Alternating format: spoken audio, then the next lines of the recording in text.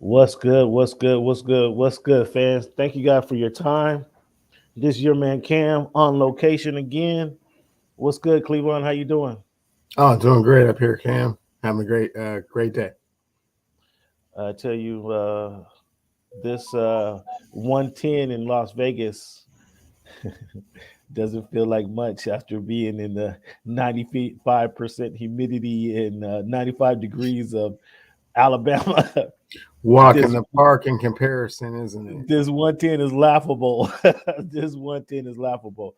But let's get the show started just like this. Who am I speaking to right now? Cameron. My name Cameron. is Cam Buford. I'm a Dolphin fan.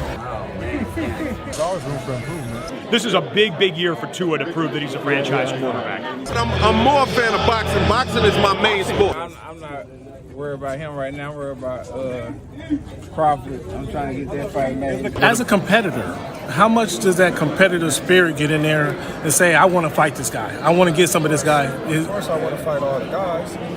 Of course that.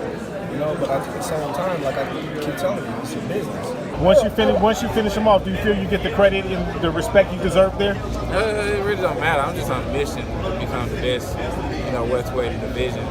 After I get him, I want to fight the next best guy, the next best guy, the next best guy. And then once I clear the division, I'm going to move up. Think about it like this. The promoter pays the fighter. The fighter pays the manager. Okay. So the manager works for the fighter, and the fighter works Work for the promoter. Okay. If you can see, you can believe.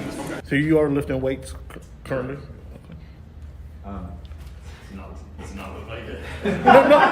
When he said it's easier to score in the NBA versus Europe, did you agree with them? To me, it's easy to score all over the world. Aaron, what has the game of baseball taught you? One of the biggest things is being humble. Can you give a message to the kids to kind of persevere through the false teachings they may be giving? Patience. Okay. Patience. As the show voice of the Oh fan my goodness! continues gracious. to I'm in evolve, tears. Come on, you were adding some spice to it.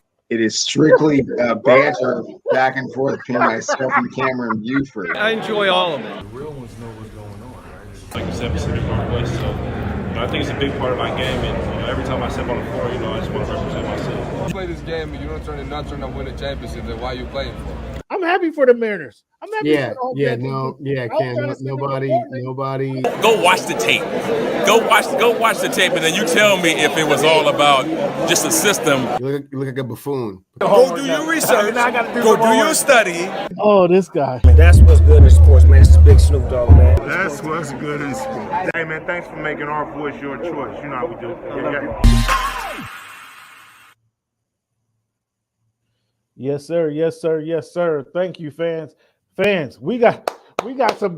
It's going down. It's going down this weekend.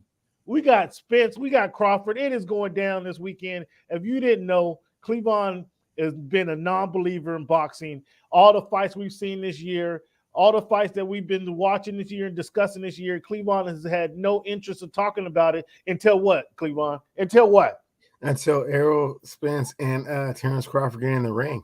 Well, it's going down this weekend. It's going down this weekend, and we're going to get your prediction later on in the show. Okay? We don't want no more. Well, let's wait and see what happens. Oh, is it happening? Didn't it sound? I don't know. We don't know no more of that. It's going down this weekend. We've seen them both in the ring today. Okay, I got the wristband right here, Cleveland. It's going down this weekend, and you got to make a prediction today. You have to make a prediction on the show. I can do that. I'm gonna tell you what I think was going to go down, and I want to hear Cleveland's prediction of what's going on. Cleveland, also something else that happened. A couple of things that happened that kind of stir up the world of sports this week. Saquon Barkley decided to ink the deal. So I guess that running back convention / Zoom call that they had didn't mean much to many people because Saquon, and hours later, Saquon Barkley went to the Giants and said, "Let's sign a deal." So I don't know what really went down in that Zoom call. I can imagine, I could speculate, but I don't know what happened because that encouraged Saquon, or appeared it encouraged Saquon Barkley to sign the deal. Also, the 6'6" versatile quarterback who slings the ball in reminiscence. It gave people eerie memories of that guy in the 305. It gives guys reminiscences of the 305. That long-haired jewel from Oregon now plays quarterback for the Los Angeles Chargers. He inked the deal, Cleveland. He inked the deal, Cleveland, and that makes him the highest paid player ever in the NFL Football League, Cleveland. What you got? I want to get your feedback on that. We're gonna talk about that. I want to get Cleveland feedback on who is now the highest paid quarterback in the NFL, and I want you to tell me now that he's overrated. I want you to tell me now that he's garbage. I want you to tell me today, Cleveland, now that he's a high paid player in the NFL, do you have any confidence in this guy? Cleveland, you're gonna have to talk to the people, Cleveland. You are going to have to talk to the people, and you're going to have to come off your high horse and let the people know what you actually think of this guy. Okay? We're going to get to that. Cleveland, there's a couple of big things. And also, celebrate Cleveland. Look at him. He got the Mariners cap on. He got the fresh Mariner cap on. For the first time all season, fans, the Seattle Mariners of Portland, because they're moving to Portland. They're being shipped out of Portland. The Seattle Mariners of Portland. I'll be up there to have my petition signed this weekend. I'm gonna present my petition to the mayor of Seattle. I'm gonna present my petition to the fans of Soto District and get those guys shipped out of Portland, out of the Seattle, downtown Seattle, because it took them 100 games before they cracked 500. It took them 100 games, Cleveland, and you got to explain to the people why it took them 100 games to crack 500. Because we weren't talking about the Mariners on the show until they got 500. Now you have to explain to me and the fans of the Voice of the Fans podcast why it took them 100 games post All-Star Weekend in the wonderful, beautiful city of Seattle. It's a beautiful stadium, fans. If you haven't been there, everybody saw all the pictures a couple weeks ago when they did the home run derbies. They saw the views of the city. They saw this. You can look from the right field, you can look over right field off to the Puget Sound. You can overlook the stadium. You can look over the piers. You can look over all of that, all the beautiful waters of the Puget Sound. You can look over all that from the stadium.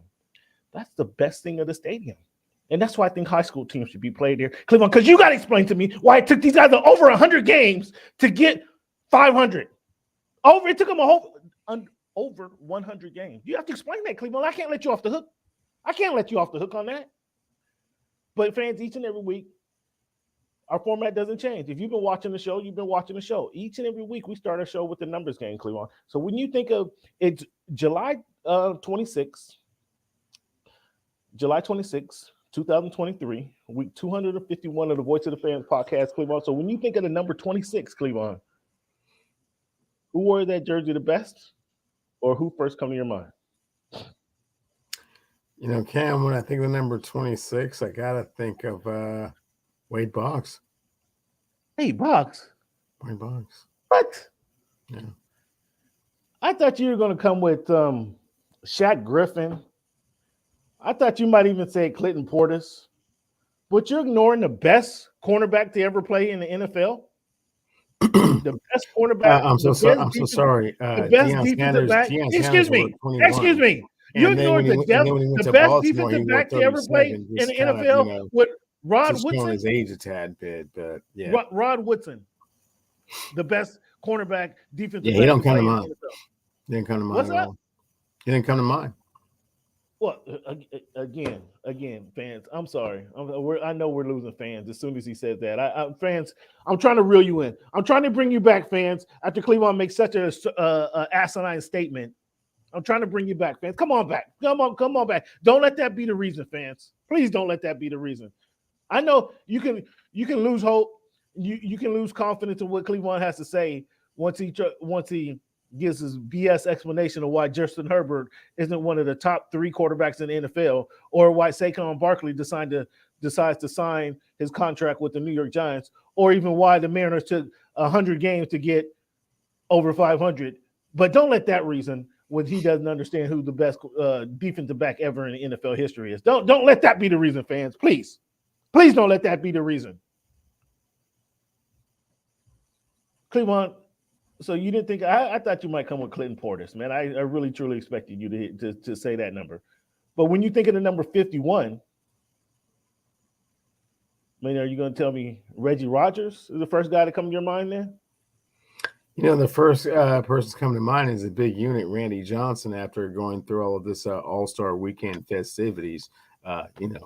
Just one of the most dominant left-handers in the history of baseball. And who of the best? Probably Dick Butkus, kind of, redefine the way the middle linebacker positions played.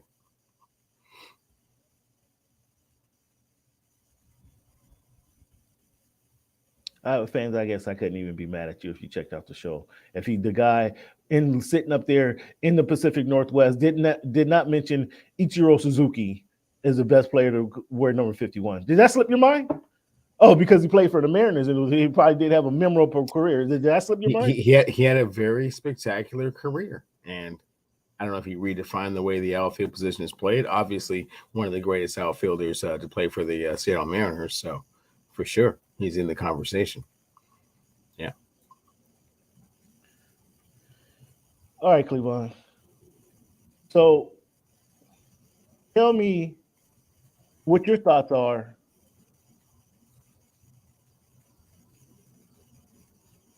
Tell me what your thoughts are on who is now the highest paid player in the NFL. 5 years, $262.5 million. Talk to me about Justin Herbert and how that signing with the Los Angeles Chargers makes them. Does that elevate them to the favorites of the AFC? Well, Cam, first and foremost, congratulations to Justin Herbert for getting his bag. I see he's on some Subway commercials and whatnot, bantering back and forth with, a former league MVP, two-time Super Bowl winner, and Patrick Mahomes, kind of like aspiring to kind of get to that level. It's kind of cute the way the commercial goes down. I don't know if you've seen it or not, but it's kind of cool. Justin Herbert certainly has the opportunity to be the third best quarterback in the history of the Charger organization. I think that's something that he should really aspire to be. What did you say? I think that him missing the playoffs this season is going to slow down that momentum a little bit with regards to, kind of where his, place in the hierarchy of the Chargers organization is, but he certainly has an opportunity to do so. And hopefully the new offensive coordinator, Kellen Moore, coming over can, help him kind of unlock that a little bit. Did you say the third best quarterback in team's history? Did you say that? I did. Who's better than him? Who do you have better than him? Well, Dan Fouts is the greatest quarterback in the history of the Chargers organization. What did he ever do? Philip Rivers. What has Justin Herbert ever done but lost a playoff game? The kid is in his third year in the NFL. I mean, Dan Fouts has been in the AFC Championship numerous times. I think most of those times he lost to the Los Angeles Raiders, who numerous times. Both times. Try one time. It's not numerous. Okay, well, Eric Coryell don't work without Dan Fouts. Okay. John Jefferson. You know who John Jefferson is? You still have who Wes Chandler is? Oh my goodness. So Chuck Muncie is? So this in the Chuck Muncie. You know who Kellen Winslow is? You probably don't. YouTube it.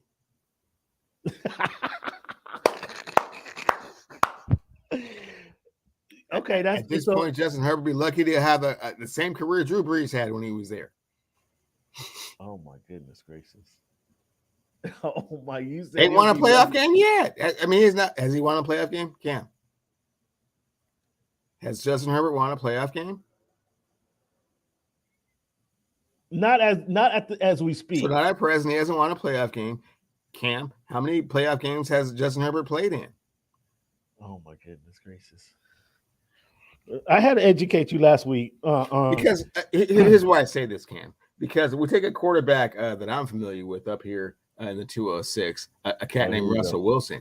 Now you want to throw some flowers at Russell Wilson? Given that same 4 seasons, I believe he had played in 19 playoff games by that point. Now you want to throw flowers at Russell Wilson today. You want to throw flowers at Russell Wilson? I'm just giving you a comparison. Comparison. Justin Herbert is not. He's only played in one playoff game. He didn't win it. They're not going to make the playoffs this year, so it's going to look a little suspect after this season when they don't make the playoffs. So it's interesting that you bring up Russell Wilson. Did those playoff games? Did he get to those playoff games because of his play or because of the team? Oh, hey Cam, look, help me out. Help me out. Answer the question. So have the Chargers not gotten to more playoff games because of the play of Justin Herbert? You're avoiding my question. I know this is what you tend to do. This No, I'm not. last week. I'm asking you the same question. I got all kind of texts and emails from the fans last week that you avoided every question that I throw out. But I'm asking you the same question, Cam. And then you try to because of Justin Herbert's ability that they haven't been able to participate in more playoff games? You ignore my question. See, this is what you like to do. You like to ignore my question and try to flip it with a different question. That's not the question I asked you. I asked you a question. I asked you if you threw out Russell Wilson as an example of a quarterback who's won multiple games in his early 4 years. My question to you was, did Russell Wilson won playoff games? My question to you was, did Russell win playoff games because of him? Or because of did the Seahawks win those playoff games because of Russell Wilson, or did they win the playoff game because of the team he was on?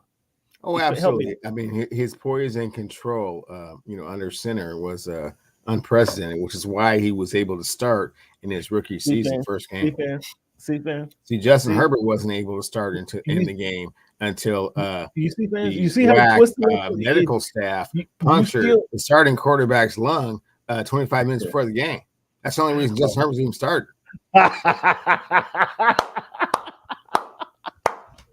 So now Justin Herbert all year. So now Justin Herbert needed help from the team's medical staff to get into the starting lineup. He wasn't going to start otherwise, now was he? Oh, that's a good one. That's a good one. I have to move on that one. I have to move on. That was a good recollection, Cleveland. I have to move on. That was a good one. You're slick. But that's still you still avoided my question though. But you were slick on that one. You were pretty slick on that one to say that Justin Herbert needed help from the team's medical staff to get into the starting lineup. That was pretty slick. The fan. If I have my sound button, I smack you in the back of the head for that comment, though. I don't have the sound machine, team. I'm playing on location, team. So forgive me. I'm playing on location, fans. What's your thoughts on Saquon Barkley signing with the New York Giants for the $10.1 million and getting under $1 million in incentives? Yeah, take the money while you can. Net present value of cash. What happened to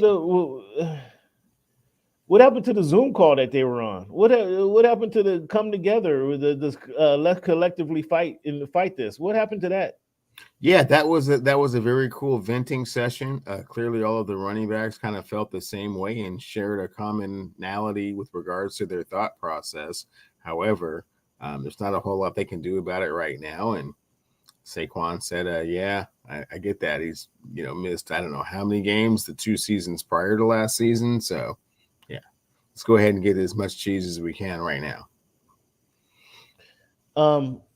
Let me see if I can pull up this quote that Irsay. I don't know if you heard Irsay's response. Did you see Irsay's response to the running back arguing that they should have a different call to action? Did you hear Irsay's response? I did not hear his immediate response, but it would be interesting given that he's got one of the top 5 running backs in the league at present. Here's what Irsay had to say. In regards to the NFL running back situation, we have negotiated a CBA that took years of effort and hard work to compromise in good faith by both sides to say that a specific player category wants another negotiation after the fact is inappropriate. It's inappropriate, he says. Some agents are selling bad faith. If I had my sound machine, I'd be smacking Irsay in the back of the head. Irsay, shut up. Shut up. You're saying it's in good faith that you negotiated this deal that to hinder the running backs from making a lot of money, and for somebody to argue that is inappropriate, or say what's inappropriate is how you guys are treating the NFL running backs. That's inappropriate. That's inappropriate. Now let's see what happens when your guy is due some money and how you respond then. Will it be inappropriate for then Jonathan Taylor to sit out? Let's see what he have to say then. But that was a slap in the face from Irsay, and that led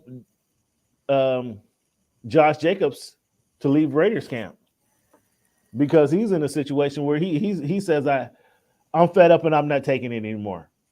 I'm sitting out. The league's the NFL leading rusher. Guys gained 3. I broke down his accomplishments last week. The guy who's rushed for over 1,000 yards, over 1,100 yards. Excuse me, fans. In his first 3 years in the NFL, and now you want to say with the quarterback who was just Jimmy G was just cleared to play. I mean, there was questions as to who's going to be the team's quarterback because Jimmy G's availability was up in the air. And now we know, okay, if Jimmy G starts week 1, he's on a countdown for how many weeks he's going to play this season. So Josh Jacobs, they're going to miss Josh Jacobs, period. No ifs, ands, or buts. They will miss Josh Jacobs. The Las Vegas Raiders will. Do you agree or disagree? Cam, it seems like the whole league has become beholden to the Mike Shanahan mentality. Plug and play. We have a scheme that we run here, and if you're not going to be the guy, then we'll just find someone else to do that. I mean, it just takes a while for the league to recalibrate itself and realize that running backs are a little bit more unique than that.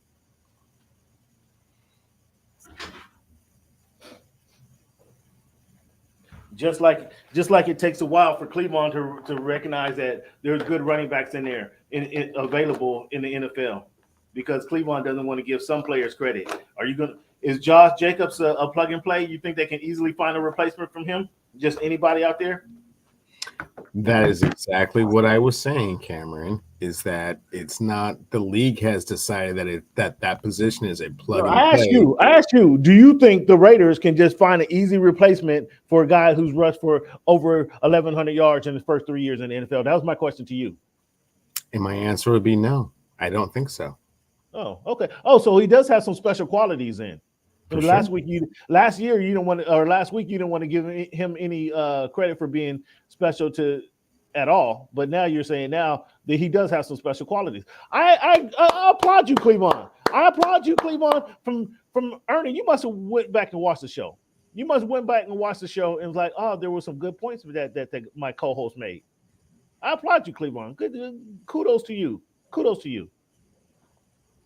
It would be tough for you to admit that, I know, right? It would be. You're making it seem like he's Adrian Peterson. I mean, slow down. I mean, I didn't say he was all that. I said that he was very integral to what the Raiders do, and probably one of the top 7, 8 running backs in the league.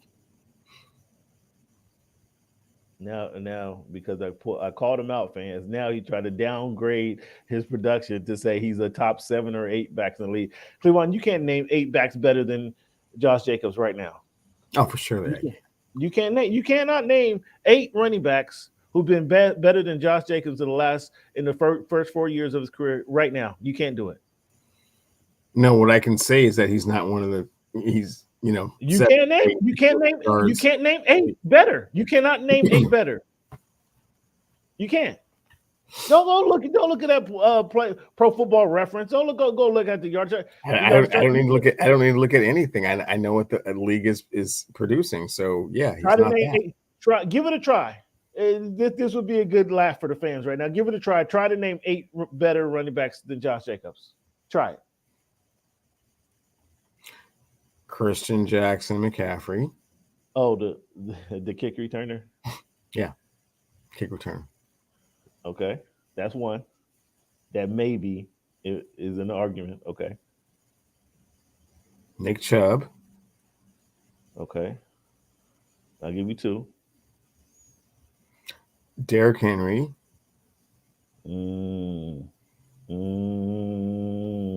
Okay. That's questionable. Okay. Derrick Henry's questionable. That list is getting thinned out. This list is getting thin. You're stretching now. Jonathan Taylor. I would disagree with that, but okay. You would disagree with Jonathan Taylor? Yeah.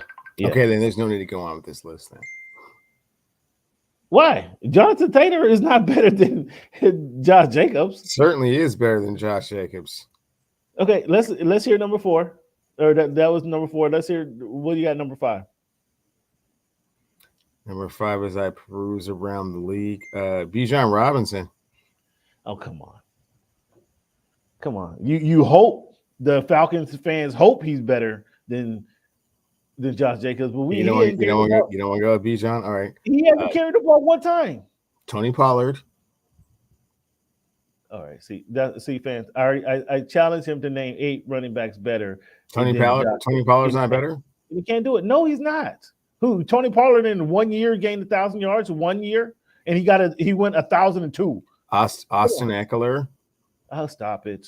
Austin Eckler is not every down back. That's stop it. Oh, woo, Cam, hold up, man. You might get your Charger pass revoked talking like that. I've never claimed he's a. You might get your Charger pass revoked talking like that. Wow. If you go back and listen to the show, Austin Eckler, I've told you, everybody from day one, Austin Eckler is a wonderful scat back. He's a wonderful compliment to a running back like Melvin Gordon. He's a wonderful compliment. He is not an every down back. Austin Eckler will tell you that he's not an every down back. So again, you're at 4 because you named 2 guys who aren't better. Bijan Robinson and Austin Eckler don't count. So keep trying. Okay, Travis Etienne. Man, see, this is what I'm talking about, fans. My point is proven. Is Dalvin Cook better? Well, he is, but he's okay. So we're at 5. We're at 5 already. He's already at 6. So I just got one more to name. Is that what you're saying? See how quickly that happened? No, you named 4. We're at 5. You named 5 already. We're at 5 off the top of my head. I haven't really even gotten into the research of it all. It's 5 off the top of my head, though. Okay, you got 3 to go. Is Alvin Kamara better? Ooh. Okay, I'm not giving you Bijan Robinson. Dude's already at 7. I'm not giving you. You're not giving me Kamara? No. I'm not giving you Bijan Robinson. I'm not giving you Austin Eckler. I'm not giving you Jonathan Taylor. Oh, excuse me. So you're not giving me Jonathan Taylor or Austin Eckler or Bijan. No, absolutely not. Bijan didn't carry the ball one yard. Okay. Do you recall Josh Jacobs being really durable other than last year when he was playing for the contract? I recall Josh Jacobs gaining 1,000 yards, over 1,100 yards in 3 of his first 4 years in the NFL. And last year he led the league in rushing. That's what I recall. Okay, well, he's not going to lead the league in rushing this year. Okay, no. He did it last year. He's a really good running back. Again, you're having trouble. You're at 4 or 5 players better than him. And I asked you to name. You said he's 7 or 8. I said name 8. What about your dude Najee Harris? How you feel about him?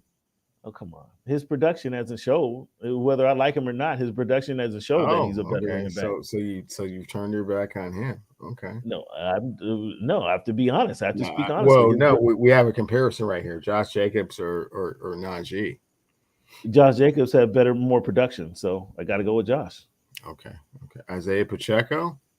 Oh, come on. See. Okay, enough said, fans. I think my point is proven. Who would you rather have, Isaiah Pacheco right now or Josh Jacobs? Josh Jacobs. Pacheco, did he gain 1,000 yards? He probably gained 600 yards. I'm pretty sure he gained 1,000 yards. No. He probably gained 1,000. You can't those playoff rushes. I'm pretty sure he got there. No, just playoff. See how you try to be slick. When in the NFL has anybody counted playoff production? They don't. Playoff production doesn't count.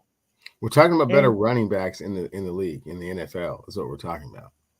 Right, and Pacheco is not one of them. He's not better than He's not better than Josh Jacobs. Come on, stop it. Cleveland, you ought to be ashamed of yourself. Okay, Aaron Jones up there in Green Bay. Ooh, there's a good call there. Pacheco gained 830 yards. So 830 before the playoffs. Okay. That's not 1,000 yards. It's not. Okay, it's not. Josh Jacobs. It is 170 yards short more than that until he went to the playoffs and rushed for the extra 260, and then it surpasses that. So as you can see, Cam, Josh is not like, ooh, we just got to have him. Would be nice to have him. Yeah. Well, it would be nice to have him. But, let's see the way you're talking about him is way too glamorous for what he actually does. Let's see how what the Raiders are saying by week 2 or 3. If he would be nice to have, or do we need him? Let's see if that. Let's see if they don't find Latavius Murray out there or something like that. Hope they don't do that. Oh boy, this is this guy, Latavius Murray. You want to put Latavius Murray in a higher position? I was just giving an example of somebody that is an adequate replacement that gets them a strong running game, and all of a sudden Josh Jacobs' value is a little compromised. Speaking of compromise, the Washington Commanders, Washington football team, whatever their name is, those guys over there, WTF Commanders, but yeah, go ahead. They are to the of all people, Josh Harris, who owns half the Eastern Seaboard, and Magic Johnson, into the group that is led by Josh Harris and Magic Johnson. Do they need to rebrand the team? Would you, if you was a part of that conglomerate, would you suggest rebrand the team with new name, new colors, and all that? Not new colors, new name though, for sure. A new logo. Yeah, Commanders is way corny. Yeah, it's true enough. But props to those guys. Do we see a change in ownership? Like, does that happen right away? Do we see a change in ownership? What do you mean? I mean, excuse me. Do we see a change with new ownership? Do we see a change in the development of the team right away? No. Mm-hmm. So just want to point out something, fans. And Justin Herbert first in his right now, since he's been in the game, he's passed for over 14,000 yards. That's ranked number 1 in the NFL. He's passed for 94 yards. Or 94 TDs. That ranks number 2nd in the NFL. Just as we get away from Justin Herbert and Cleveland talks about what he can do, that's what he's done. Okay, that's what he has done. Lead the league in yards and is number 2 in TDs, touchdown thrown. Hey Cam, while you're statting us to death. Hey Cam, while you're statting us to death. How many playoff games has he won in that same period of time? Playoffs is a team. Playoff wins is a team stat, Cleveland. I tried to explain this to you last week. That's a team stat. It is a team stat that typically is accomplished by individual greatness at the quarterback position. I mean, ask Joe Burrow, ask Josh Allen, ask Russell Wilson, ask some Aaron Rodgers, ask some of these other elite, ask Mr. Lawrence over there in Jacksonville. Ask some of those other quarterbacks. Ask Ryan Tannehill. Ask some of the other quarterbacks that have won a playoff game. He still doesn't get it. Football is the ultimate. Football is the ultimate. I named you 7 quarterbacks that have won a playoff game. He's never done that. Football is as much money as you like, man. Roll the Brinks truck up to the house and drop it off, man. Leave the keys in the dashboard. So what? Win a playoff game. He brings up Russell Wilson again. I will ask the same question that we never got an answer to 15 minutes ago. Okay. Did Russell Wilson, his playoff wins in his first 4 years of the NFL, were those because of Russell Wilson, or were they Mark because Jackson of got playoff wins too? I'm sorry. I'm so sorry. I'm missing all kinds of AFC quarterbacks out here. Excuse me, fans. It just came to my mind. He won't answer the question as if Russell Wilson's wins. I mentioned Joe Burrow won a playoff game, several. See? See, he wants to ignore the Russell Wilson point, which is What's your point? I think it's key, but he refuses to answer the question. It's a key point in this conversation. What is your point, man? Did Russell Wilson win playoff games because of him or because of the team he was playing with? Yes, playoff games were won because of him, his leadership, his poise, his ability to run the offense, game manage. Fans, he don't even want to be honest right now. He don't really want to. He don't really want to be honest. I just had to bring up that point to you. Those couple of stats again. So unfortunately for the Buffalo Bills, running back Nyheim Hines looks like he's going to miss a season from being hit by a jet ski, like friendly fire by another jet ski that gonna took him out for the season. Like that's a big blow for them. For the whole season. Oh wow, I didn't know that. Yeah, it looks like he's gonna be out for the whole season. Special teams guy, a good fill-in running back, and kind of do everything running back. That might be a big blow for the Buffalo Bills. Or they can go to the rookie scrap heap and see what they can find. Since these guys think running backs are a dime a dozen, let's see what they're able to do filling his spot. So there was a report at one of these owners' party that Robert Kraft threw on the season that Robert Kraft said he's getting antsy. He wants to win. He wants to win again. And because they haven't won, like he's getting a little antsy there. And we talked about this a couple weeks ago, but it sounded like I was putting my guy Bill under pressure right there, Cleveland. With that being said, and the exact quote was, "I want to win again soon," from Robert Kraft. Is Bill Belichick on the hot seat?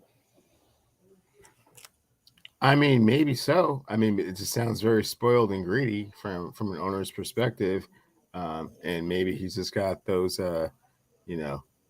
Tom Brady glasses on his face. But yeah, that's just not really how this thing works. This NFL thing. I mean, once you lose your franchise quarterback, it's if you don't replace him with something, the system is only going to do so much. So your level of expectation is highly unrealistic. You never did invest in someone behind him when he was 36, 37, 38, 39, 40 years old. So what are you going to do? This is not just a, hey, push the button, we're going to win a Super Bowl again, because I would like that to happen. You see how long Jerry Jones has waited to get back. It's not as simple as you think. I tend to agree with you. That in that point. So we'll see how that situation plays out.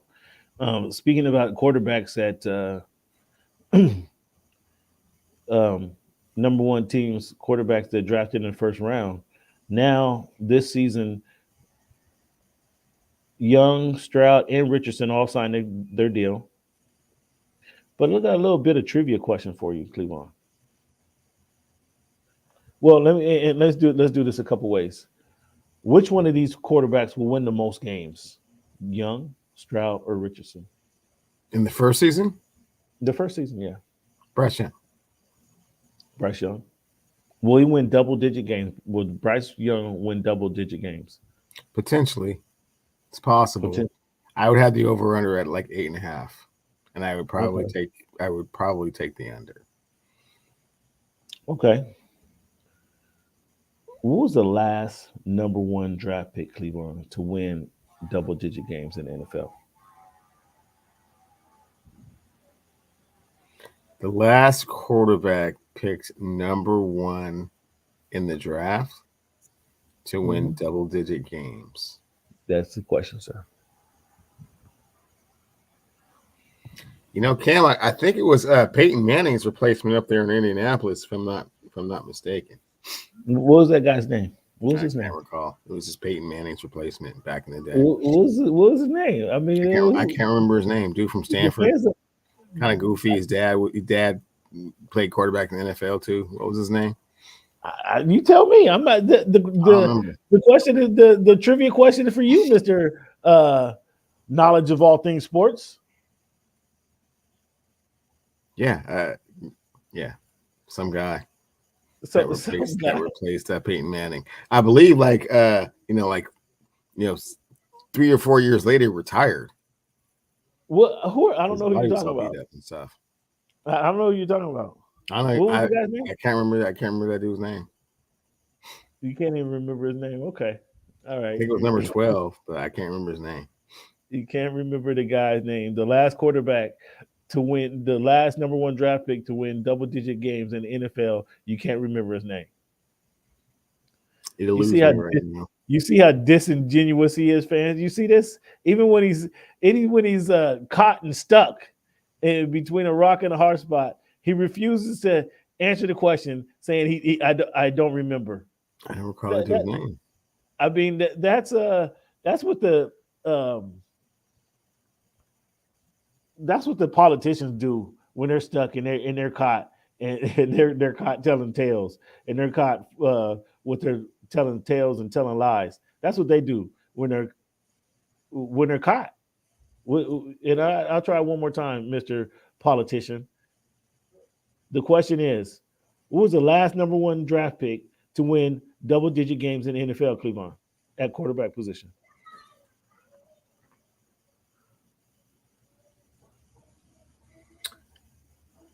I'm gonna say Drew Bledsoe up in New England. Oh, see how he was the number 1 quarterback. No, the last one, the last one to do so, the last guy, and that Drew Bledsoe was not the last guy. Okay. I don't know that he won 10 games as a rookie. Yeah, I'm drawing a blank. Okay. Let me help you out. His name was Andrew Luck. Right. Yeah. Right. Yeah. Right. Stepped in for Peyton and stuff. Right. That's why they moved on from Peyton, because of Andrew Luck. That's right. Forgot about that. Cleveland, is it fair or foul that the Tennessee Titans are wearing the Oilers uniform as throwbacks? Fair. You think it's fair? That's 100% foul. Absolutely. That's 100% foul. OKC Thunder cannot wear Seattle Sonics uniforms. Talking about his throwback. They can't do it. That's 100% foul.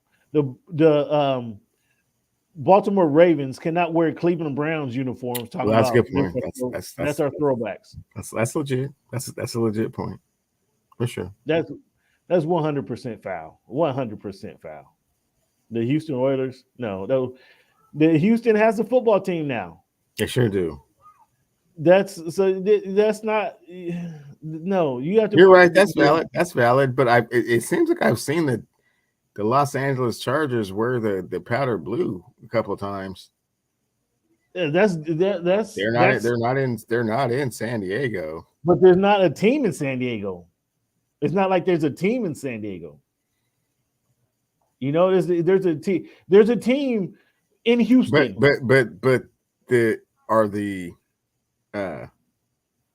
Texans going to wear the throwback in the Houston colors? Because that's more understandable. That's more understandable. The Texans wearing the throwback Houston teams throwback jerseys than the Tennessee franchise Titans. has nothing to do. It has nothing to do with the previous. They're in the city. They're in the city. They were there years before. Everybody knows Houston. Everybody around the world of sports know that the Houston Oilers and those powder blues. I mean, the Las Vegas Raiders wear, black again. They're gonna wear Oakland. They're gonna wear Oakland or Los Angeles jerseys. I mean, what are they gonna put on? They really don't have to change the jersey. They don't change the lettering. But no, the Baltimore Ravens would not wear Cleveland Browns throwback jerseys. Talking about we're throwback. No, you can't do that. That's good. That's completely foul. If anything, you wear the Titans jerseys with Steve McNair. You wear those throwback jerseys. It's a slippery slope, right? I mean, it's no slippery slope. You don't do it. It's not even. You don't do it, man. You don't. That's a slap in the face. It would be a slap in the face if the Houston team did not have a football team. That'd be a slap in the face. Again, OKC cannot put on a Seattle Sonics, even those ugly ones that the ugly uniforms in the 90s, which were absolutely hideous. They can't even wear those. It's not the same ownership that brought the team from Seattle to OKC. It's not like the original owner. I mean, the Adams are like the foundation of the NFL. So what? They're one of the original. They're one of the original AFL teams. Yeah, that's reserved for Houston. Houston could do that, not the Tennessee Titans. The same family owns the team. It's ownership. Boo. That's foul. That's foul. Kinda. So John Ross said he's done. Say he's done. Was John Ross a bust in the NFL? Yes. Fair enough. I didn't go any further than that. So we have another NFL receiver, attention seeker, claiming he's going to retire in NFL earlier this week when Odell Beckham says this might be it for him. I'm going to give it my all this season, but this might be it. Is he just begging for more attention, or do you believe this has some merit? No, I believe it has some merit. He's not. I think he understands he's not nearly as fast as he was 7 years ago, and all of the mercurial things that he was able to do, he physically cannot do anymore. And whatever he's able to contribute, he's probably have to give everything that he has to do that at a high level. And I don't think multiple seasons are in his future, and neither does he apparently. So then that's a big letdown for your man who you mentioned earlier is Lamar Jackson. If you're not getting not a big letdown. I'm not quite sure what they were expecting from Odell, but multiple years of productivity at the wide receiver position. Nah, man, get it in this year. We'll think about next year. You don't think signing Odell Beckham was a big coup, a big get for the Baltimore Ravens? You don't think they're expecting it was a crapshoot. It's a wait and see. When's the last time he played in the Super Bowl? What? Hey, you don't have to convince me, Cleveland. I'm asking you, is that not what the Ravens anticipated? No, the Ravens wanted to do something to acquiesce to Lamar Jackson's feelings and give him a big splash and a big name and an enticement to come back and be a part of the Ravens organization. If he gives them 700 yards, they're happy. Wow. Okay. Well, we're gonna have to leave it right there, fans. A couple programming notes. We will have a longtime friend of the show on with us on our next broadcast to give us an NFL preview review show. Not on the August 9th. We're likely to miss next week's show, fans. So I'll be traveling next week, so we're likely to miss next week's show broadcast. But when we return on August 9th, again, I'm telling you now, we will have a longtime friend of the show back. It has been a long while since we had him on the show, but he's a longtime friend of the show that we'll be able to discuss and break down everything that's the going-ons in the NFL and then make some NFL predictions. So look forward to the show August 9th when we'll have a longtime friend of the show join us to talk NFL football. Let's move on to some NBA, Cleveland. We got some going on in the NBA. Excuse me, fans. Jaylen Brown agreed to 5 years, $304 million with the Boston Celtics, making that the richest contract in the NBA, Cleveland. Was Jaylen Brown worthy of that contract? Being the richest contract ever in the NBA? Yes. Because sometimes the status of the contract is all about timing. I mean, as you know, his leverage in the market was such that, you know, that's what the market would dictate and that's what the market would bear. That doesn't necessarily mean he's the, you know, the best player in the history of the game because he makes the most money. Just means that at this point in time, that's what he was, you know, able to get. That's well put. Well said, Cleveland. Does he stick with the Celtics for the length of this contract? 5 years, 300. Only if they win. Only, I mean, well, they've been winning. They have a history of winning because they've been. I mean, only if they win a championship. Okay. Let me rephrase. All right. Thanks for clarifying that. I too don't think he'll live the life of the contract with the Boston Celtics. But kudos to Jaylen Brown. Again, I mentioned this in the playoff season. Well, in the playoffs when they played in Atlanta, I actually had several moments off camera with Jaylen Brown in the bowels of I don't even know what they call it, the AT&T Stadium, or the Hawks Arena. It was quite refreshing. His conversation that I had with him, it was about him as a person, not even in basketball. And that's what I want to know about Jaylen Brown. It was about him as a person. Like what I initially wanted to know is how you leave Atlanta to want to go to the West Coast to Cal Berkeley. Like that was my initial question for him. Like, because he grew up in Atlanta. He had a opportunity to do some NASA study, do a project and study with NASA. Like that's how sharp this kid is. So, and he could have chose that than go to Cal Berkeley, but Cal Berkeley. Some want to shit on Marshawn Lynch, but Cal Berkeley's a school of smart kids. Intelligence. It's a school for higher learning. And I think Marshawn was there for 3 years. I'm not sure he got a degree, but he was there for 3 years. So you can't go to Cal Berkeley and play on the football team and not perform in the classroom. So let's get that straight. But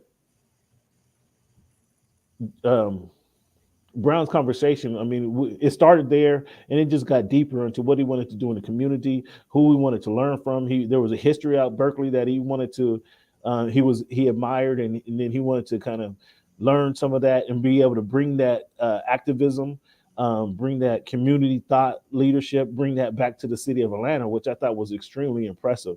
And again, I got so much better content off camera than on camera. Although I love, talking and getting people on camera, but you get so much better content off camera. And I thought that was just our 7 to 10 minutes there as he's trying to pack his dinner to get on the bus. So it was kind of a weird situation because they have food for the players after every game. They have the food in the locker room, but when the teams travel, like it's kind of a grab and go. Either you can grab this box lunch if you want it, whatever it is.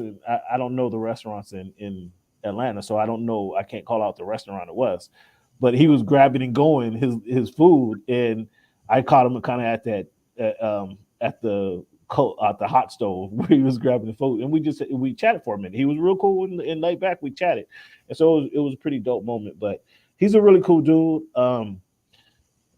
I just don't know it's going to be a long-term fit for the Celtics. Like, I don't expect them to win the championship in the next 2 to 3 years. So with that being said, I think there's going to probably be some moves made with that team. Speaking of moves being made, Cleveland, in the NBA approves the sale of Michael Jordan's Hornets. Now, that's all kind of rumors of why Michael Jordan had to sell the team that I'm not buying. I'm not buying Michael Jordan was forced to sell the team because he's going broke. I'm not buying that at all. I'm not buying that one iota. And I just had to mention it because it's a rumor out there. But by him selling the team, the league has zero minority owners in the league. What is more impactful to you, Cleveland? The NBA not having any minority owners, considering it's a 75% black league, or, and I say 75% because everybody else involved outside of ownership, players, coaches, um, um, team personnel, all that are 75% black versus um, everybody else is in the league, or is it Michael Jordan selling the Hornets? Which is more impactful to the league, do you think?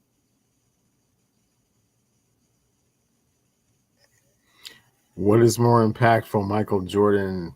Yeah. Is it more? Is it more surprising that Michael Jordan sell the team and there's no minority ownership now, or is that not even a factor? And the surprising piece is, the surprising piece is that there's just no minority ownership, or Jordan having to sell the team. Which is a more surprising factor to you? I think it's more surprising that Jordan decided to sell the team. I thought that he was one of those guys that would always kind of want to have his stake in the NBA, and being the only minority, NBA owner, hopefully, figuring that they wouldn't be forever before there was others, but to this point there hasn't been any. So I think that would be more significant. Yeah, that was kind of that. Yeah, I'm surprised that there hasn't been more to follow in his footsteps as far as being ownership of the team to this point, and so that's surprising to me. And it's also surprising that he sold his minority. Well, I mean, yeah, and I mean, if we're talking about majority ownership, I mean, Alex Rodriguez has got a piece of the Timberwolves. I mean, you can kind of throw some other. We're talking about minority ownership was what I point out. So I'm surprised that there's no minority ownership of the team. There's other people that have pieces of the team, but to be the head guy, the lead guy, I'm surprised that Jordan gave that up. And I'm surprised there hasn't been more to follow in his footsteps. Like that's even more so intriguing that him stepping into that role didn't open the door for other minority owners. That's kind of intriguing to me. I mean, I think that the disappointing part is that there's not been anyone capable of stepping into those shoes and into those rooms. I think that's kind of more of the story than just Jordan being the only owner. That there really hasn't been anyone that's capable of doing that. Fair enough. The Phoenix Suns trade Cameron Payne to the Spurs. Backup point guard. Did that move the needle for the Spurs? No. I mean, a little bit, yeah. I mean, it gives them an opportunity to kind of have someone that's, got a little bit, I don't want to say even veteran leadership. I mean, I think he's going to be shell-shocked not being in Phoenix. He's played his whole career there and, been playing with Chris Paul for the last couple of years and all that. He's been in OKC. He played in OKC behind Russell for a minute. That's true. So he has. That's a good point. He's played behind some people, and now it's his, I guess, chance to be the guy. I don't know. He gives him a little bit more stability at that position, but I don't think he moves the needle necessarily. The needle will be moved by Vic and what he can do and how quickly he can assimilate to the NBA. But with an experienced point guard, that's good. He'll be able to help him assimilate into the NBA. Sure. Considering he picked up a few more talents, a few more a few things that he can add to his skill set to take to San Antonio with him. I think he'll be able to help Vic assimilate into the league. That's what I would anticipate. What's your thoughts on NBA 2K making Kobe Bryant the cover of their game this year? I know you're not a huge gamer, but just real quick, what's your thoughts on NBA 2K using Kobe Bryant as a cover figure for their 2024 game? Very cool. Obviously, there's some number simulation going on there, 24 and 24. So it makes a lot of sense, and it's a cool tribute. I mean, I hope Vanessa and the girls are being compensated as such. Or I wonder if Vanessa and the girls are being compensated, or is because he's still part of the NBA that they have all the rights to use his name, image, and likeness for the game. That's I just find that kind of eerie in a sense. Like it's kind of if they're not being compensated and they're just trying to throw it out for a symmetric standpoint, and hey, it's 24. Let's use Kobe. Like I think that's kind of shady. I think that me personally, and I know I've played more games NBA 2K than you have, but I think that's kind of shady. And unless if the girls are being compensated, I mean, there's nothing, kudos to them. But if they're not, and they're just using the EA Sports is able to use his name, image, and likeness just because they're in contract with the NBA, I think that's kind of shady that they're doing that. In my opinion. The USA Select has named their select team. I'm gonna run these guys by you and let you tell me what you think about this USA Select team. They have Cade Cunningham, Peyton Pritchard, Langston Galloway, Quentin Grimes, Chet Holmgren, John Jennings, Herb Jones, Trey Murphy, Keegan Murray, Jalen Williams, Jalen Duran, Nas Reed, Eric Mika. This is the USA Select team. The Select team is the team that will be kind of warming up, if you will, the FIBA team. They'll be kind of giving them a good run. What's your thoughts on this team here? Yeah, get some practice, get some experience. Yeah, see what you can do. Okay. Oftentimes, what I've learned about covering Team USA and these select teams is that a lot of players take. I think most notable recently is the step that Jason Tatum has taken by playing with Team USA. Is that his game has kind of grown when he participated with Team USA on the select team years ago. He's been most notable, but De'Aaron Fox's game has also grown by playing on Team USA. There's a couple guys whose game who hasn't grown, and that'd be the center of in New York. Geez, why am I having a brain fart? The center in New York, number 23, Robinson. Mitchell Robinson played on his game. Did not quite develop after it didn't take as big of a leap, I should say, after playing on Team USA. But that's there's a good example. There's a not so good example of guys who've taken that opportunity just to get better, because obviously there's going to be better coaching. I mean, and that Team USA had Pop on it. That team had coaching their team. That team had Steve Kerr coaching the team. That team had Mike Krzyzewski coaching that team. So there was a lot of well-known coaches that you can learn from, that have the wealth of NBA, that have the wealth of basketball knowledge that you can soak up. And then there's also the players that they can learn from, because they spend 2 weeks with the players, and obviously iron sharpen iron. So there was an opportunity for each of these guys to get better.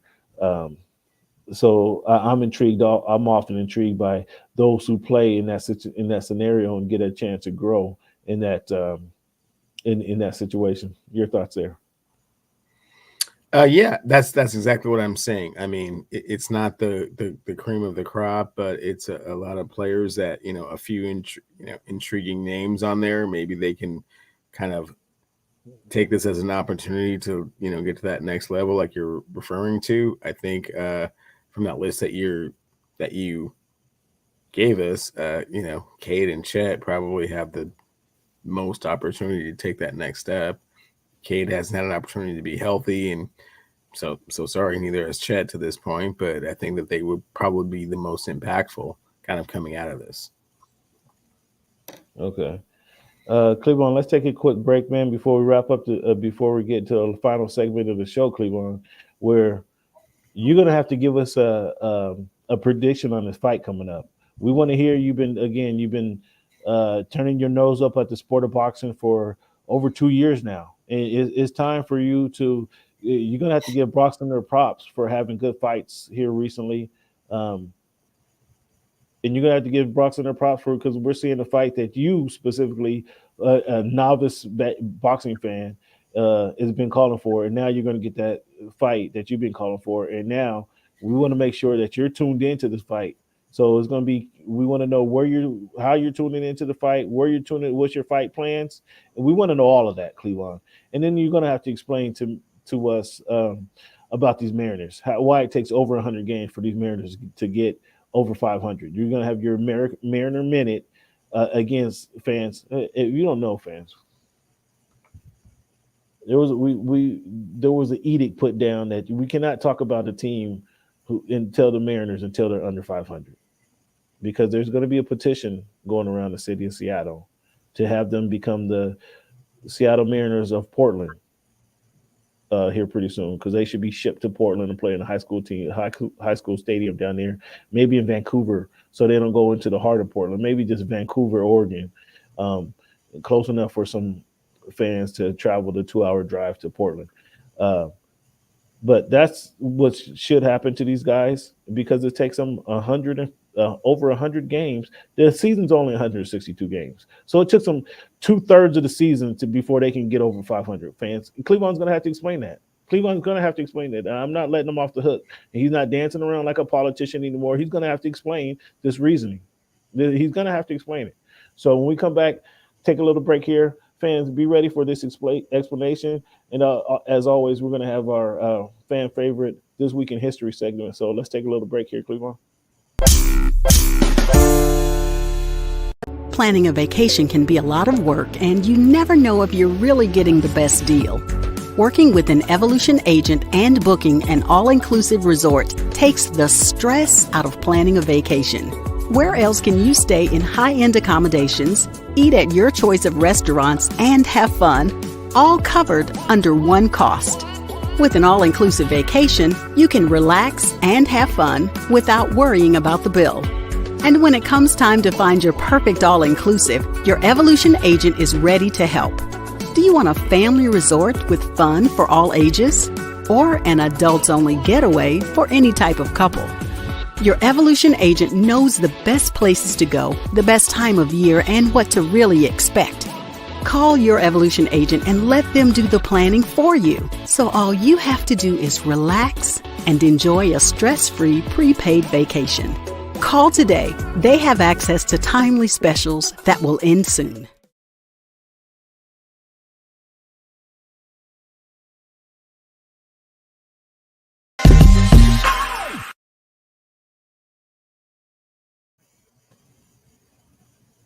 What's good, fans?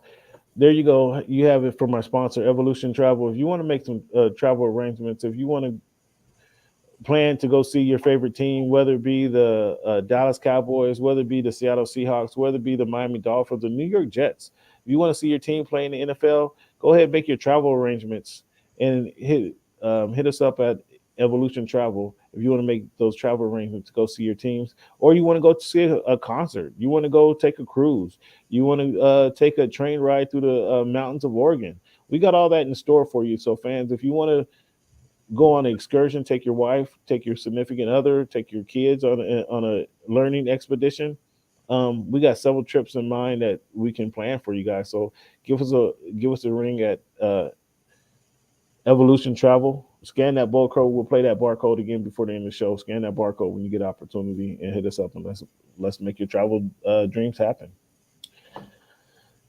Cleveland, resident This Week in History, man, fan favorite segment. Resident Joseph Jenkins Robinson, known as the father of Liberia, helped Liberia win its independence in 1847 and became the country's first president, July 26, 1847. July 26, 1964, Cleveland, blacks and whites riot over racial segregation in St. Augustine, Florida. That's, again, 1984. There was race riots even before civil rights movement. There was race riots down there. And this comes years after situations like Rosewood, situations like the Tulsa, Oklahoma city bombing, years not Tulsa, Oklahoma, the Black Wall Street was bombed and torpedoed.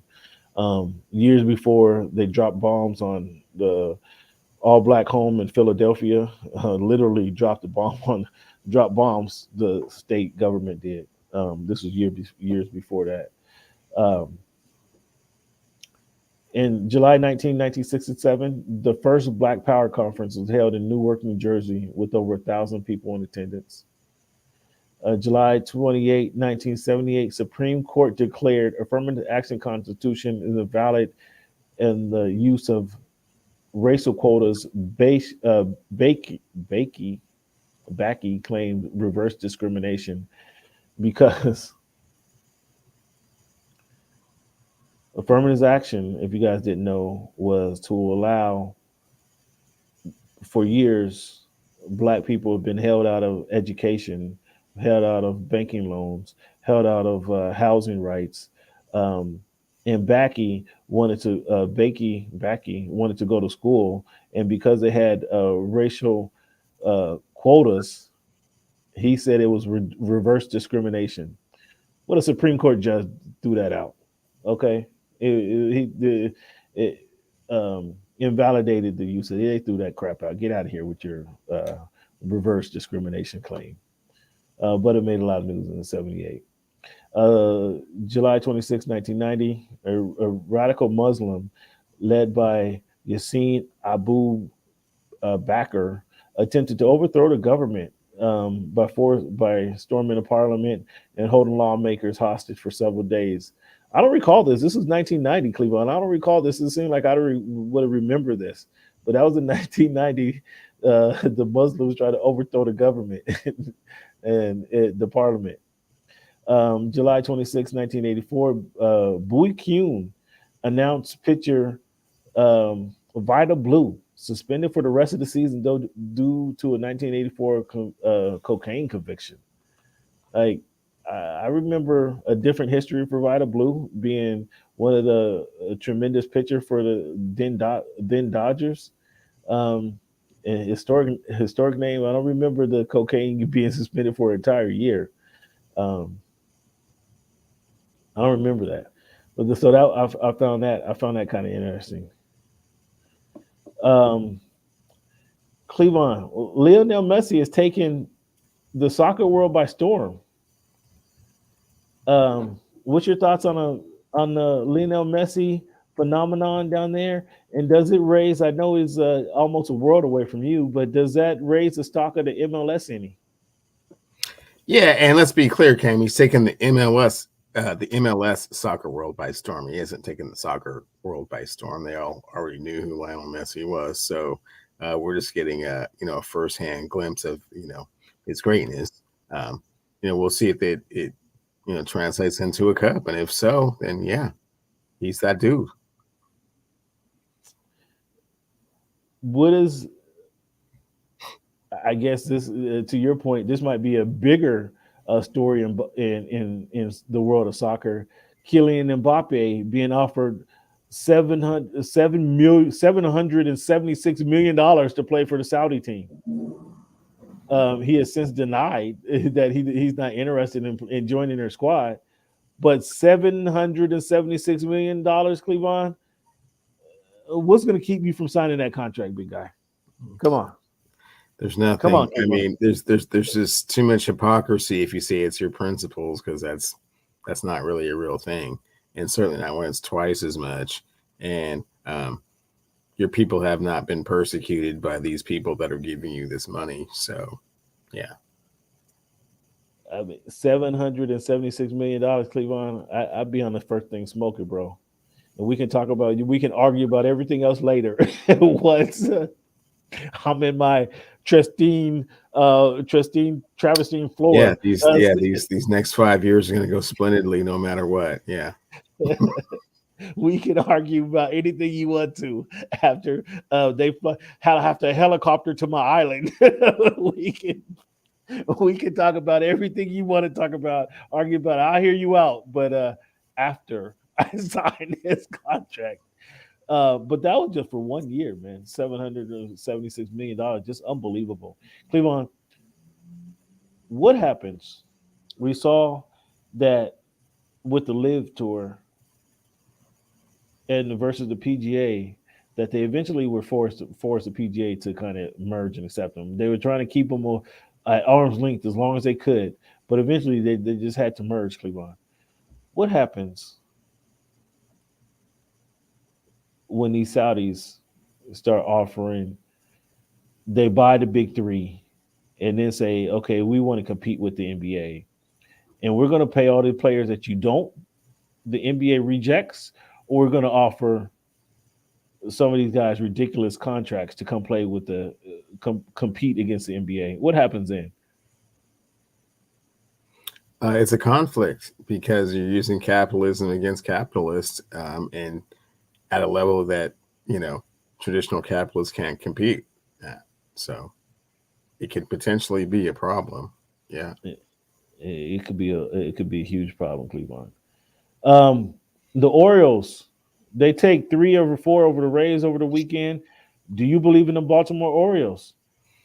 A little bit. They've been consistently very strong in a very tough division, and they've managed to stay on top. So that's not an easy thing to do with Tampa Bay and Boston and New York and Toronto in your division. You have to play them all the time. So, yeah, that's an accomplishment. And Cleveland, I'm gonna ask you this question.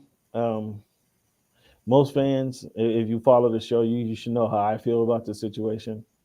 More asking this question just in jest, but it's a question I have to ask. I asked you this of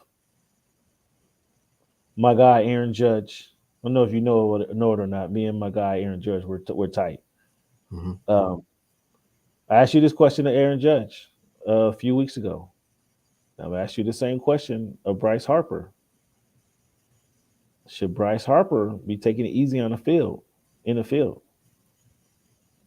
I mean, we saw him dive playing first base. After coming back from injury, dive over the railing and then hit his head and neck on the net to fall. He did catch the foul ball, but that foul ball, I mean, it's a foul ball. That it would have just been a foul ball. Then he comes back, and later in that same game, the guy hits he hit it to right field, and Harper goes from first base to home. Like, is he doing too much out there? If you just want to be a designated hitter, then the price point for that is far less than if you're in the outfield doing other things. So if you just want to come up to bat every 4 times, then say that. Fred McGriff, Scott Rowland gets into the Major League Hall of Fame, Major League Baseball Hall of Fame. Are you in agreement that both these guys are major leaguers? Oh boy, Hall of Famer in the toughest one to get into. Fred McGriff, I mean, the crime dog. I would say they're both on the fence, man, for real. The crime dog. I mean, the best thing about him is he played. Every other game was on TNT or TBS, right? But yeah, I mean, his big seasons are with Toronto, right? So I mean, he had some good seasons with the Braves, but I mean, and a few seasons with the Padres, but I don't know. I would say fringe at best. Yeah, but he gets in. He gets in, man. I want to ask you this last week, but we didn't get to it. Should there be a Legends home run derby? Like, they stopped playing the Legends game, right? They play the Legends softball game still. They moved the fences in 100 feet, it seems like. But should there be a Legends home run derby? No. Like with each player, I wasn't mad at the ruling. Now they have them hit. They give them 3 minutes and see how many homers you can hit. But I wasn't mad at they each get 3 outs. I wasn't mad at that logic. Like, you get 3 outs, the guy's lofting you the ball, and you get 3 outs. Everything that doesn't go over the fence is an out. I think if they have to have that type of they couldn't give these old timers 3 minutes. I just think you just give them 3 outs. And Either their little at bat's going to be over quick, or they're going to have they may run up 10 home runs. I don't know. What's your thoughts on the Legends home run derby? Should they have one? No, they will hurt themselves. It will be very uneventful because very few people can still actually hit the ball that far. And even if they did, they could do it once or twice and they would hurt themselves. So no. I don't know if you remember the last couple of NBA classics with the classic dudes. It was bad. Yeah. No, I didn't. Yeah, they stopped that before I guess I really was into it. Okay. Yeah. No, I watched. But that's different. I mean, it takes a lot more to play basketball. True. But at the same time, yeah, man, hitting the ball. I mean, you're making it seem too simple. Hitting the ball 375 feet is hard. Even okay, but if you have Craig Biggio versus Ken Griffey Jr. versus Barry Bonds, like these were the best of the best. Like they sure were. They sure were, Cam. They sure were. I'm saying, well, Barry Bonds fans, if I don't know if you guys seen the clip when I met Barry Bonds, I mean, Barry Bonds probably was 160 pounds when I saw him, thin in the face. They said there's Barry Bonds. I was like, where? Barry Bonds just kind of slid by me. I was like, no, Barry's not jacking him out of the park like he once did. He certainly looked closer to the Pittsburgh Barry Bonds than the San Francisco Giant Barry Bonds when I saw him. Cleveland, the Angels have announced again. You try to debate me last week and try to make me feel like I was silly, like I didn't know baseball. I didn't know what locker room communication was like. You try to make it seem like I didn't understand sports or let alone the world of baseball. The Angels have said, we're not trading Shohei Ohtani. He's not on the market. Stop calling me. We're not doing it. We're riding it out. We're going to sign him in the offseason, and we're going to win World Series in the next 2 to 3 seasons. Now, they didn't go that far. But they're saying, we're going to be winners here. We're sticking with Shohei. What's your thoughts on the Angels sticking with Shohei? Foolish.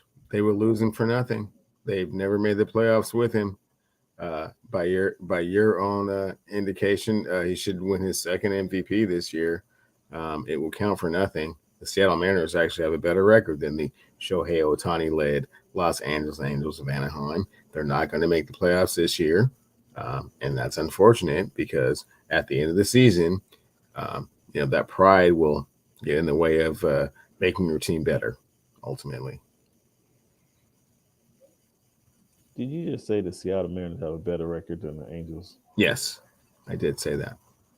I gotta look that up. I'm not so sure about that one. So, since you brought up those scrubby Mariners, Cleveland, why don't you explain to the people? In fact, so the Angels just showed that I was right. I was right in my assessment. They showed I was correct in my assessment that there's no reason to trade the most electrifying player in baseball history. You don't trade that guy. You don't want to get rid of that guy. You don't do it. You keep him on your team, and you make it a home, and you make him make him stay with you. But you show that there's a reason you stick with us. You can't just give up on that guy. You can't just give up on the guy. No, they're not giving up on him. He's giving up on them.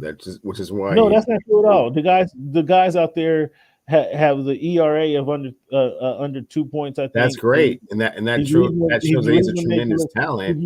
However, that has nothing to do with him staying with the Los Angeles Angels of Anaheim after this season's over, which he's not going to do. The Mariners do not have a better record, fans, for clarification. The Los Angeles Angels of Anaheim are 52-49, while the Mariners have lost 50 games. They're 52-50. Okay. I'm so sorry. So the Angels at present, I'm not sure if they're playing right now, but they're half a game better. I mean, you just said the fans. Excuse me. I'm So correcting sorry. with you. Fans. I'm correcting. I am so sorry. I was wrong by a half a game with the league MVP on that other team. And the you was wrong. You was wrong. Being talked about like some redheaded stepchildren. You were wrong, Cleveland. I was by half a game. Fans, excuse me. Sometimes my precision is just a tad bit off by like a half a game. And that's what we have to. I have to reel you in. I have to correct you. I know when I'm a half a game off. Cam, thanks for being there to correct corrective measures that we take on the show, fans. We have to give it to you straight. We have to give it to you straight. Right. Now, since you brought up those scrubby Mariners, Cleveland, why don't you explain to the fans why it takes 100 games before the team can get over 500? Explain to the fans that. Yeah, they've been over 500 numerous times this season. However, no, they haven't. We haven't talked about it once on the show. Yes, they have. Yes, they have. And yes, we haven't talked about it. We've talked about them a couple of times. It just so happens that when we do the show, they happen to be right below or at 500. But they've been above 500 on numerous occasions this season. They're trying to get the bats, get to going. They've made a few lineup adjustments. We'll see where it goes from here. Why is the team that you going into the season, you announced that they're contenders for winning their division? Why are they hovering around 500? Haven't been able to hit.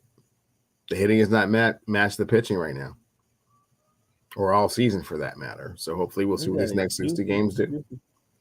Excuses, fans. The team is scrubby. This team is scrubby. I contend when I get up there, we're gonna have the petition signed for these guys to move to Portland. And I'm sure I got millions of fans who encountered Traffic-a-palooza this past weekend up in the Northwest. What do you guys call it? Was it Traffic-a-palooza where so many events going on? You guys don't know how to get around town? I mean, nobody knows how to drive down Rainier Boulevard, huh? Nobody knows how to do that. Well, Cam, it's a little bit different than the last time that you were here on a consistent basis. Traffic is quite a situation. It's quite a thing. So, but again, nobody knows how to drive down Rainier Boulevard. Every single person. Nobody knows. Highway 99 doesn't run anymore. Nobody, you highway that it road does. Doesn't work. There's just a multitude of more people trying to do that, which you don't understand. So. Multiple again. Yeah, it's not the little town you left in back in the day, man. It's quite a bit bigger than that now. Again, but you're not. You're still like you typically do. Same infrastructure. Cam, they haven't improved the infrastructure, so more people on the same roads. So that's where the traffic comes from. So is Martin Luther King Way, although they stupidly made that a 1-lane highway, one-lane road instead of 2 lanes. That was one of the dumbest decisions they made years ago. But Rainier Boulevard, that doesn't work anymore. Did that not work anymore? I'm not sure. It works, but the demographic has changed, wherein there are more people trying to do the same thing.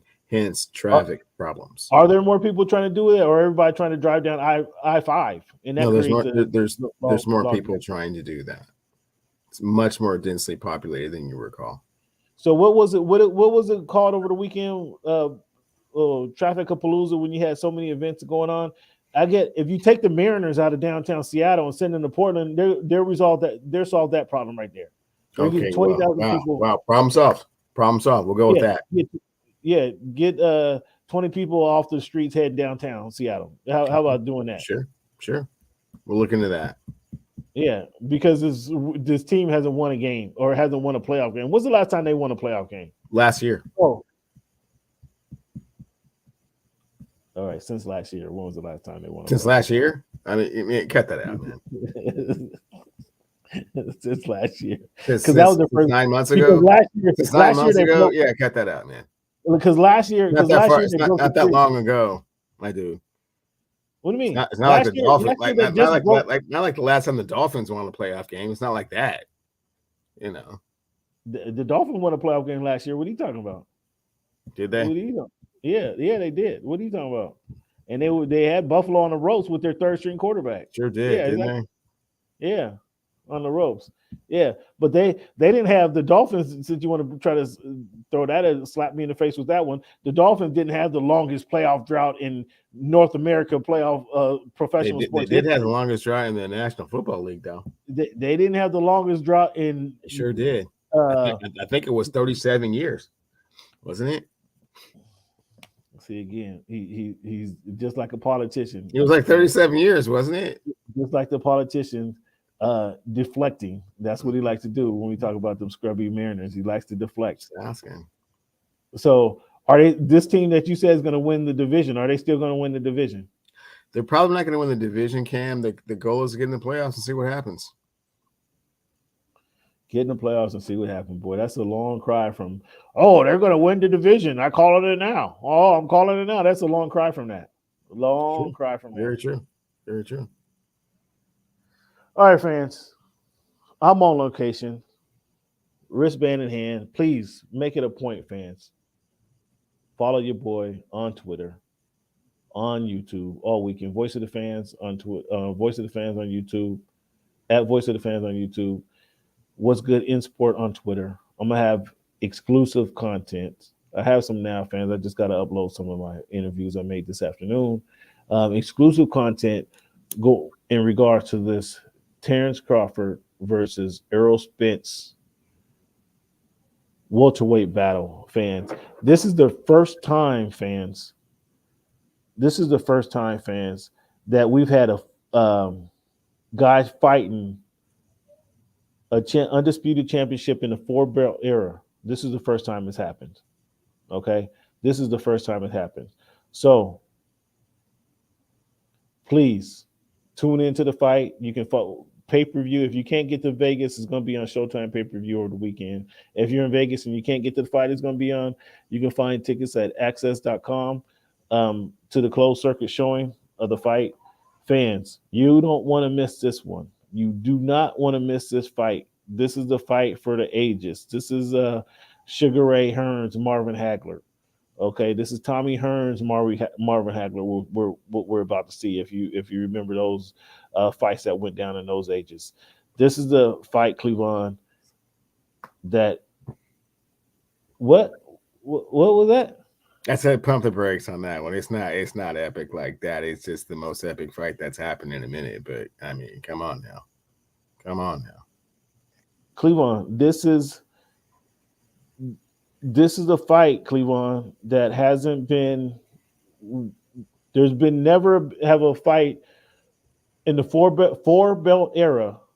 There's never been undisputed 4-belt champion, a male 4-belt champion in the welterweight division ever. Well, first and foremost, they didn't have that many belts back then. They just had the WBA and the WBC. So that's okay. That's not the thing. And then you're not talking about like Hagler against Hearns or Hearns against Leonard or Leonard against Hagler. I mean, it's not in that same category. It's a good fight. But I think you're taking it to that like the tippy top of that, and I'm just saying, bring it down a few notches, my dude.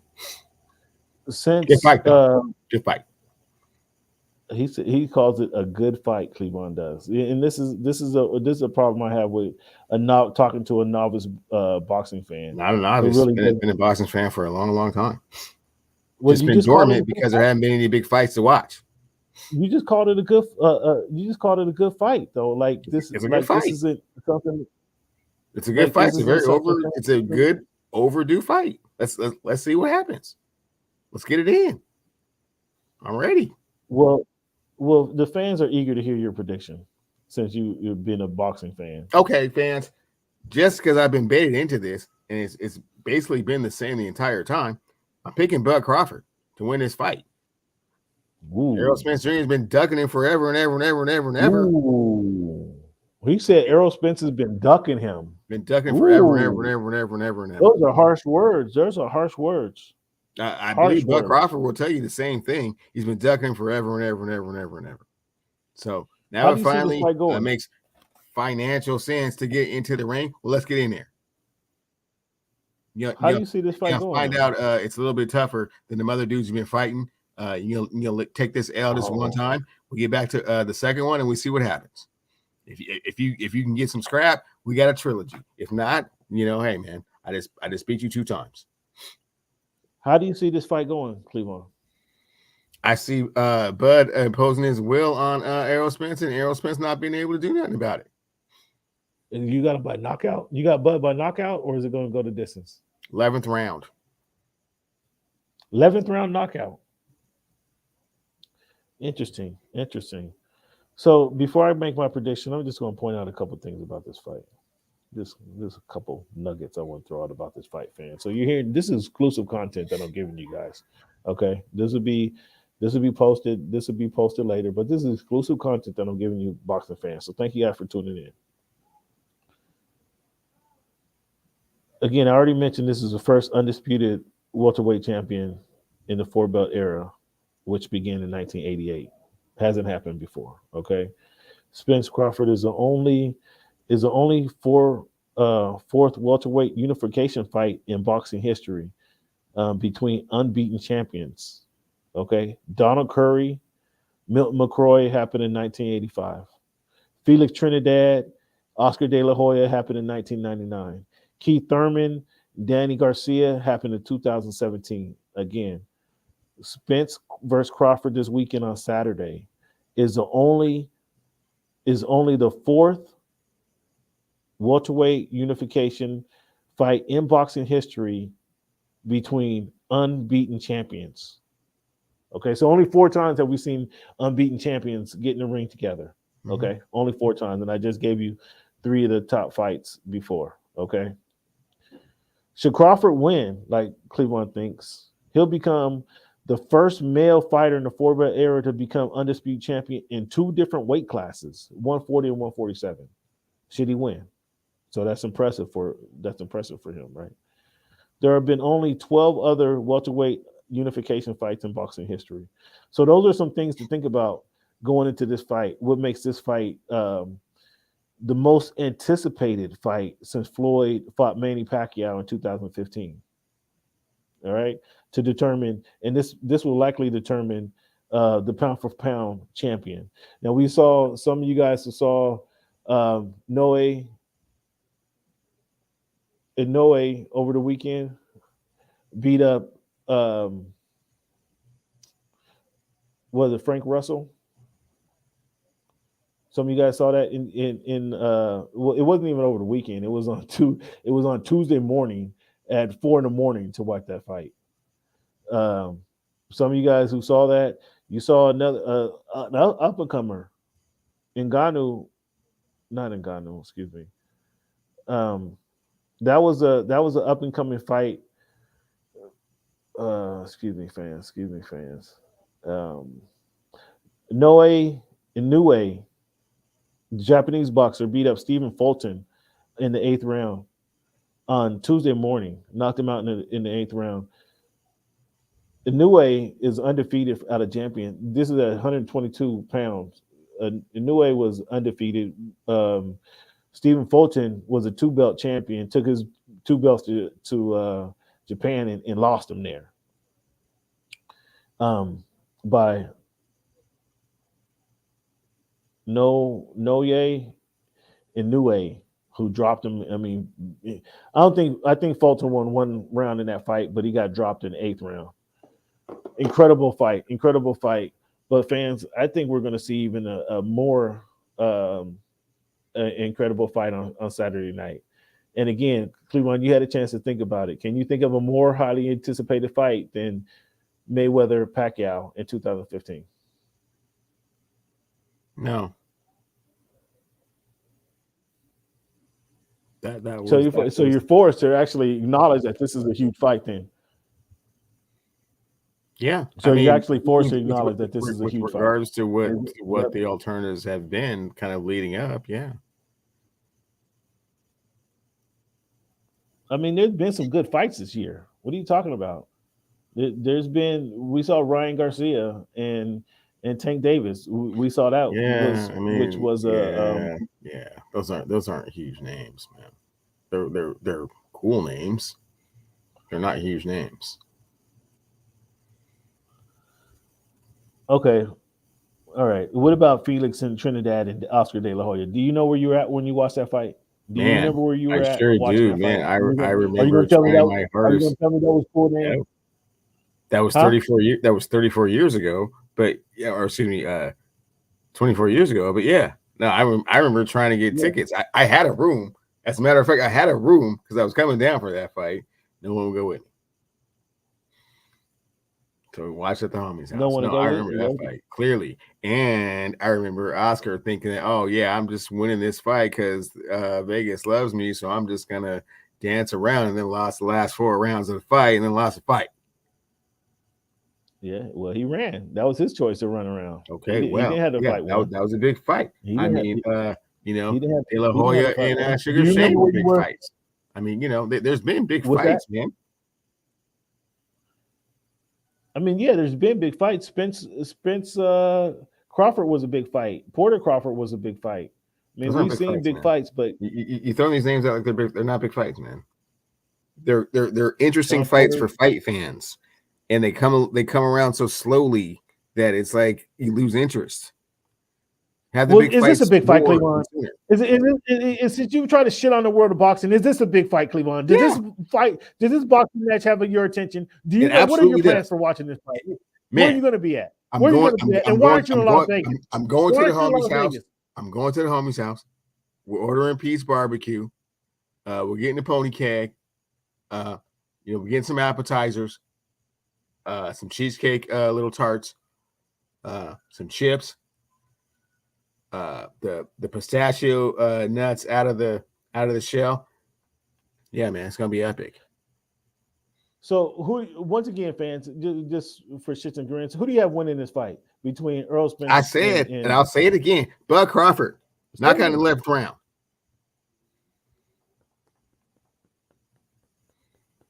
There's no elbows on boxing, man. Cut that out, man. No. Why not? That's your pick. Because oftentimes the judges decide who wins, and sometimes the judges' decisions are still more controversial. So clearly not going to put an elbow. Yeah, man. Yeah. You said by knockout on 11. They call me young Sam Rossing for a reason, homie. Yeah, I don't put elbows on boxing matches. You said knockout in 11. There's no controversy. How is that controversial? There's no controversy. That's what I believe and what I feel. There's no controversy. Have to see it play out. No. Nope. Oh, so all of a sudden the all-knower of sports don't have no confidence in his own prediction. The self-proclaimed expert on all things sports related. No, I feel very confident about it. It's just I'm not going to has no confidence in his prediction. You hear this? No confidence in this. If he was so confident, he put that elbow on something, but he don't want to put his elbow on it. It's boxing and it's in Nevada, so anything can happen. Well, let me tell you what's going to happen. Let me tell you how this is going to happen, and give you fans a peek into what's going to happen in this boxing world. I love both of these fighters. They're both. What amazes me is how they're both 2 mild-mannered dudes and how they bring it. So they bring it in the ring. I love that about both of these guys. They just really bring it. The attitude, the mannerism, everything changes when they get in the ring because they're just 2 naturally calm, cool, collected, composed dudes. Okay, that's number 1. Number 2, first and foremost, it is a difficult. The women tied the Netherlands in the World Cup. The women tied the Netherlands. That's not a good look, is it? Number 1, getting back to the boxing. What I expect to happen is Crawford notoriously takes a couple rounds to fill out and download what his opponent is doing. Typically, he does that. As he's trying to download what's going on, Errol Spence Jr. is going to be on attack mode. That's the thing about Errol Spence Jr. You could say Errol Spence is not flashy. You could say he's not dynamic. You could say he's just a consistent boxer. But that consistency in boxing and continuously to touch your opponent is scoring. Not only to score points, he's touching you, and you feeling those blows when he touch you. The more he touch you, the more you feel them. And as he continued to touch him early in the rounds, that's going to touch him on the shoulder, the chest, the body. Crawford's going to feel those touches later on in the fight. So Crawford has a chance. This is what I'm saying. This is my prediction. I'll give you my prediction as I discuss this fight.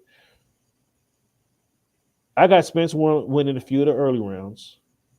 Crawford is known to, once he downloads what the opponent is doing, to kind of be dynamic and show his ring generalship, show his experience, show his fortitude, show his competitive spirit by coming back and managing to sometimes dominate his opponents, depends on who the opponent is, but kind of taking back control of that fight. But it might be too late if he has that, unless he comes out and try to not download Spence and just comes out trying to give it to control the fight in his own sense, in his own way, not for fight off of Errol Spence. Comes out with his own game plan. If he comes out and do that, he can win the fight. But what I've seen out of Crawford is he gives those first few rounds away, and then comes back and establishes, does he need to come back and fight lefty? Does he need to fight straight up? Does he need to dance around and pot shot his opponent? How he needs to attack this opponent, that's what he downloads and understands after the first 3 rounds.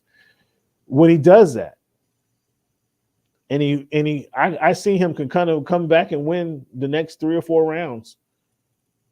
But as he comes back and win that next 3 or 4 rounds, what's going to be key is if he's able to stay away from Errol Spence's body punches, Errol Spence's his barrage attack, because Spence is going to keep coming at him. Is he able to get away fluidly, get away from that attack?